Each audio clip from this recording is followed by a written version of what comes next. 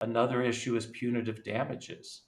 We have the lowest standard for proving punitive damages in the country and no cap on punitive damages. And we proposed in our bill, I thought something that's very sensible that would reduce the incidence of medical malpractice, which is, and here I have to back up, there's two kinds of damages that patients harmed by medical malpractice receive. One is compensatory, which is designed to make them whole for their injuries. And then the second is punitive.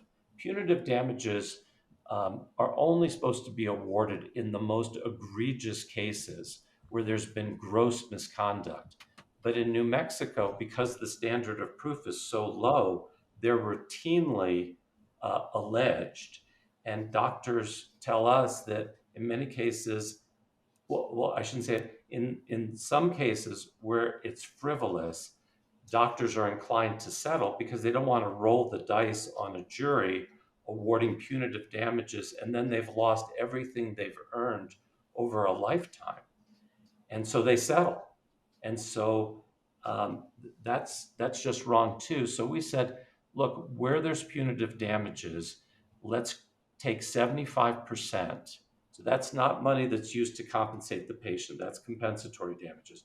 With punitive damages, let's take 75% of that and create a patient safety fund that can be used to address areas where the medical system is weak.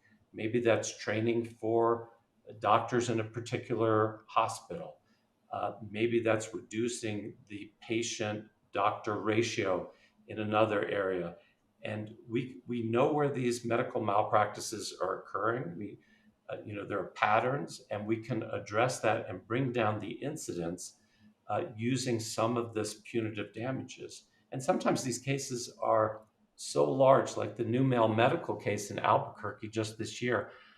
I'm told it is the largest state court punitive damages awarded in the history of the country, $412 million for an erectile dysfunction case gone wrong. And I don't doubt that the patient suffered and should be compensated, but punitive damages in the hundreds of millions of dollars really doesn't do anything to prevent future medical malpractice cases. And we could use these resources and keep them in the healthcare system to protect other New Mexicans from medical malpractice.